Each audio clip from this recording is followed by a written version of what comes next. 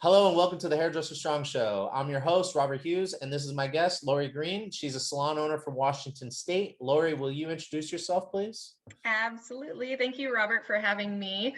My name is Lorry Green, and I am the owner of Elle Marie Hair Studios here in Washington State. We've got 4 locations. We're going to be 15 years old here this August, so about 100 or so employees. We're a commission-based salon company here in Washington State.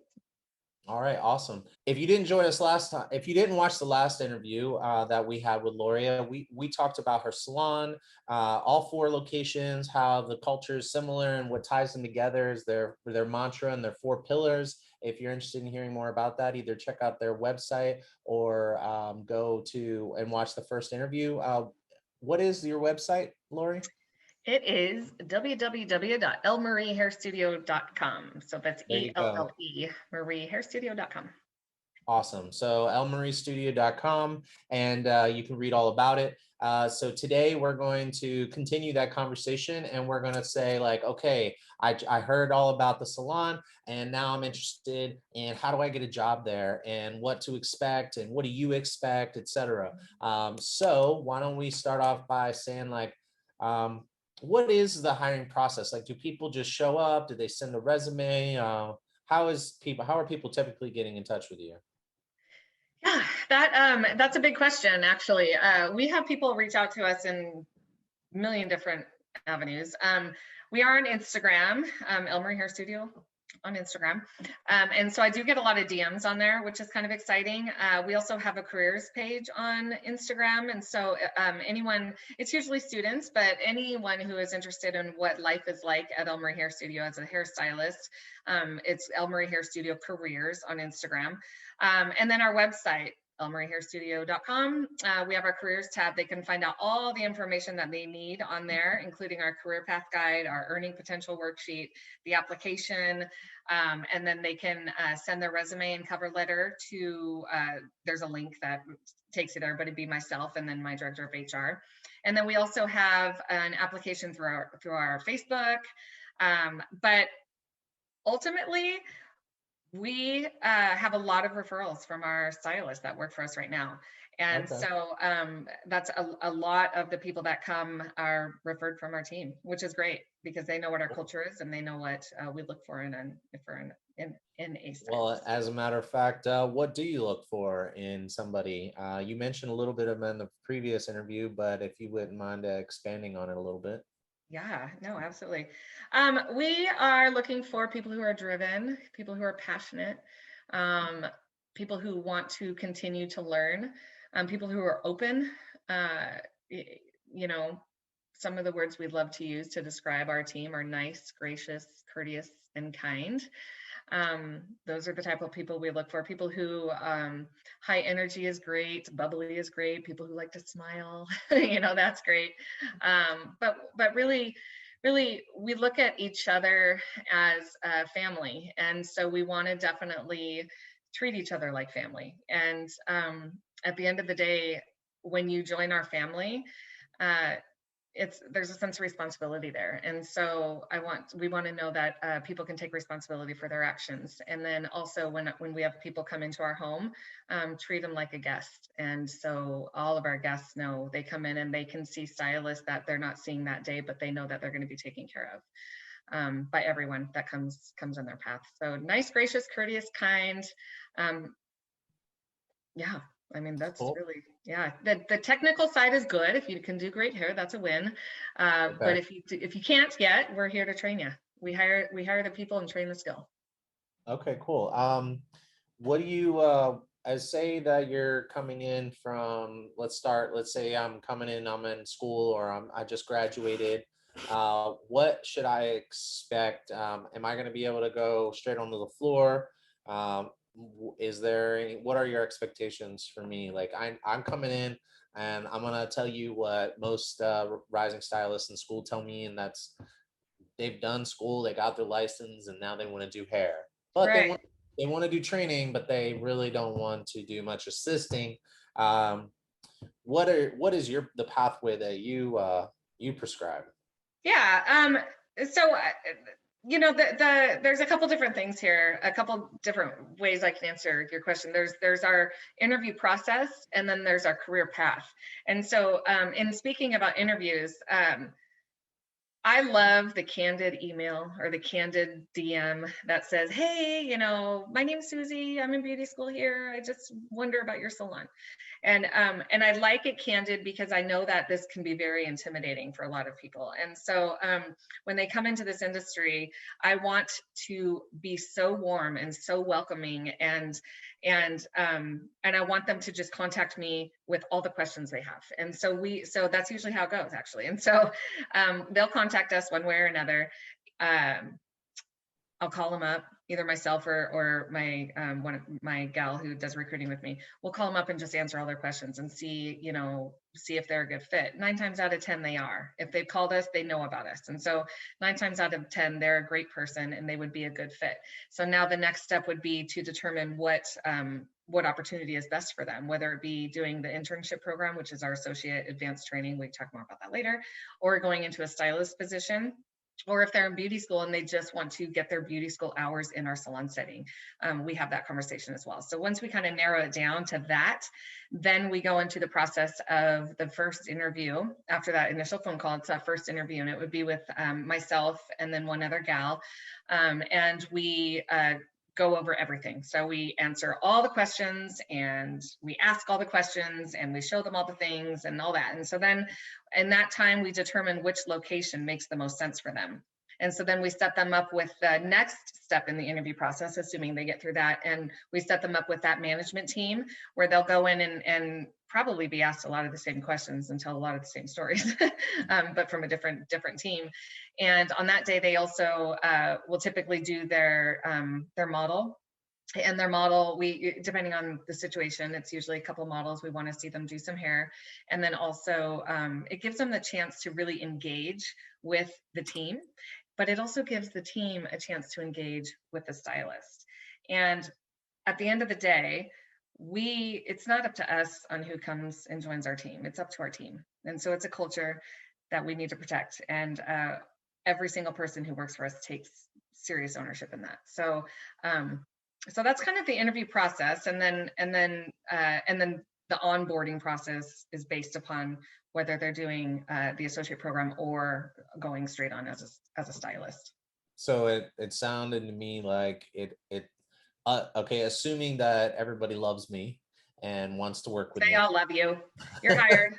And if so, let's assume that it sounds like maybe my my model or my like you said you do like have to do a model, do some hair in front of you guys. Yeah. So it sounds like, does that have a big bearing on what level I enter in at? No, actually, so let's say you are a student, let's say you've got anywhere from you just graduated school to like 2 years being a hairstylist, or maybe even 5 years being a hairstylist, but you know that whatever it is you need to come in and get some advanced training. So let's say we're talking about the associate program, which is our advanced training program. It's a 6 to 9 month training period. And what we do is when we see you do some hair, you're typically working with the educator who is going to be partnered with you. So all they're trying to do is get a starting point of where you are and what they need to teach you. So that's just the very quick version of if you're coming into our advanced training program. If you're coming in as a hairstylist, we typically, everybody who comes in as a hairstylist, like 90% start at a level 1, which is that very, very starting price point. The reason for that is and these could be people who have been doing hair 10, 15 years, and they're amazing and they're great, but if they don't have the business behind them to sustain that level, then they're going to have to start at a level 1. So we just want to see that you know how to do good hair at that point. Like, just show us you know how to do good hair. And so technically that's what we're looking at. If you're somebody, which this has happened a lot lately, we have a lot of people that are coming to us that are seasoned stylists. They have a client base. Let's say they work by themselves, or maybe they're in a setting that they just want to change, but they have a client base and they know how to do great hair. They don't need that additional training. They'll come in, and we have we have a system that we can place them at the level that they're currently producing. So let's say you're a senior level, like level 3 or 4 or whatever. So we can put you there, and so in doing hair, we already know you're talented. We already know that you know what you're doing. That at that point, it's more like, just come hang out with us, just get engrossed in the culture, see if you like it. You know, let's show you where the color is. It's almost like a training day in a sense. I mean, you haven't been hired yet, but it's like, come in and just see if you like us, and vice versa. Gotcha. Does that make Cool. sense? Yeah, I like that a lot. It sounds like you got a lot of like flexibility, but ultimately you have some core values that you try to stick to. That's Yeah, I think, you know, I think it's important to remember, for us, I go back to the why did I open the salon, and what do people in our industry need now? And I've been in this industry now for 20 years. And when I think of, everything that we've gone through in our industry, not just Elle Marie, but our, as a whole, through this pandemic, and everyone had a chance to kind of take a step back and reflect on where they are in life and what do they want, and what is it, is now the time to make that change. And with that, we had quite a few of our, this is a little bit off topic, but we had quite a few of our stylists that had been with us for years and years and years and years, decide that they wanted to go out on their own, and and do their thing. And while it was very, very scary at first, I mean, very scary, for the salon owner, naturally, it was also very emotional because these are my family. But it almost created an opportunity for us to create space for these up and coming stylists, these rising stylists in beauty school, who, by the way, are just now graduating. This is the first round of pandemic, students graduating, and so naturally their skill, we need to go a little bit more above and beyond, because they went to school online, so, which is a challenge in itself, especially for a craft like ours. So bringing them in and being able to create that space for them when I wouldn't have been able to, because I didn't have the space for them, but to be able to continue to evolve this company and evolve hairdressers and grow and develop these hairdressers so that they can get to that point that these, this 30 people that left Elle Marie to go work on their own. I only hope and I pray that they're doing great and they're making a good living, and that I got to be a part of that journey for them and teach them what it was that they need to do in order to make a lucrative living. And I love that I got to be a part of that. And I love that I'm looking at this new generation of hairstylists and know that that could happen too. And I hope that happens for them. Being a part of that with them is amazing. And so I don't know, I feel like I went off topic on that, but well, it's I think it's a good point to bring up that a lot of salon owners have said that they've had some people leave to go out on their own, and I do like how you think of it as a good opportunity to help move some people up, and make some room for some people. And yeah. I Well, think it's and that you have people in the pipeline, getting. Yeah, and in no there, in no way, shape, or form do I want to come across like, I'm gonna grow and develop people so they can just leave. It's not about that. It's more about just, this whole past year was a big reality check that, we get on this this trajectory of what it's supposed to be like, and we go in, we go and we go, and then I think our stylists, our employees, get on that same trajectory with us, and they don't get to have a moment to take a step back and reflect on what it is they want. I just had this whole idea that, 15 years ago when I opened the salon, I was going to hire all these people, and create this culture and grow old with everybody. And I didn't, I'm like, I don't know what I was thinking on that. Like, of course, people want to spread their wings and fly. And I want them to be able to do that in my company, but also do it out without feeling that shame that happens a lot in our industry. There's no right or wrong answer on where you decide to take your career.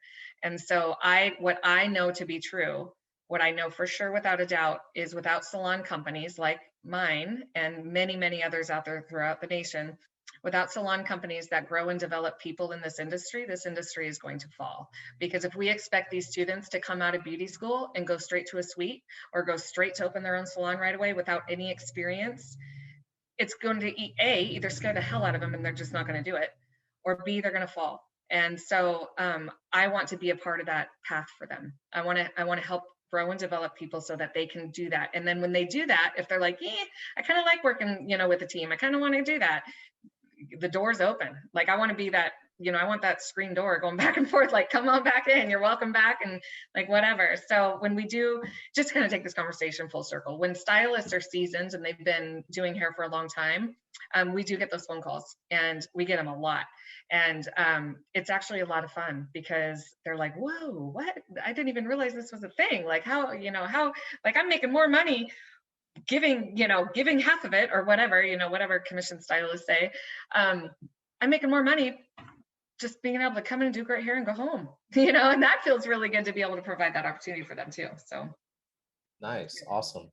Well, I think that kind of sets us up for our next conversation, talk about career planning and development, since that was a big part of your explanation there.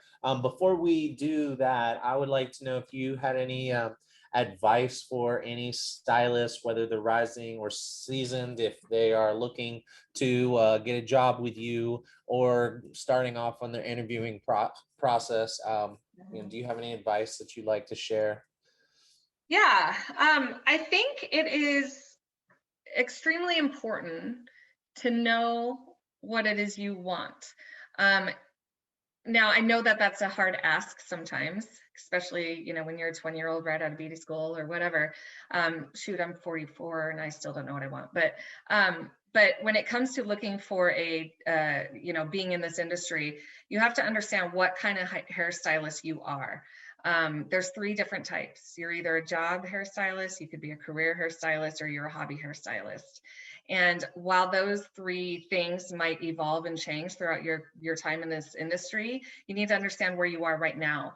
And the reason for that is because if you are, say, a job hairstylist and you end up in a career-minded salon company, it might not work, and vice versa. And so just take good inventory, and ask a lot of questions. Go into these interviews with other salons, and I always tell our people that we're interviewing, I'm like, you need to interview me. Come with questions. Ask all the questions. And I want to know that they went and they looked into everything. They looked into salon companies totally opposite of mine, because I want them to know what they're saying yes to. That's good. Yeah, I like that. So set some goals, and set some goals. be prepared with some questions, and interview around, and kind of see what your options are. Nice. I like that. For sure. And then as far as like how to pick good talent, do you have any advice for any salon owners or aspiring salon owners that are having trouble finding support staff, or in the form of apprentices, assistants, or even other stylists? Yeah. So in finding good talent, I'm not sure if I mentioned this, but we typically, for our new stylists, our rising stylists, we hire the person and we teach the skill. When it comes to other like seasoned hairstylists, we hire the person still, and then we look at the skill. So the person is the most important aspect for us, not the skill. But obviously they have to do good, but we can teach all that. The other thing is when it comes to support staff. So support staff to me are the people who are answering our calls and working behind the scenes to make everything run smooth in the studios. We call those our guest service experts. That's probably the most difficult job in a salon. I have to say that. And they are the least paid, the most undervalued. I think that a lot of these people who work these positions are younger, maybe right out of high school. And I think that we have to give them the most grace that we give anybody, because it's very, very hard that's just a hard job. And so as hairstylists, we have to remember that we could not do our job without them. But then when it comes to the other things, so as I was growing my company, we've always hired from within for other jobs. So like, for example, when we decided, say we needed marketing, or someone to help oversee recruiting or education, when we brought on our associate program, we always hired from within. And so we created these opportunities for hairstylists that wanted more beyond behind the chair. And so that's that's been really fun. That's been a lot of fun to watch people grow and develop into places that they didn't even know that they had the ability to do in our industry. Cool. So working together as a team, creating that culture that you can decide together what it is you need together and collectively as a whole, and grow and develop from within. Cool. Awesome. I love Yeah. that. All right. Well, next time we'll talk about career planning development at Elle Marie Hair Studio. And there's a lot of really cool information. So make sure you tune in for that next time. But until then, thank you so much for taking the time. And I look forward to seeing you again. Yeah, thank you. You're welcome. All right. Bye-bye. Bye.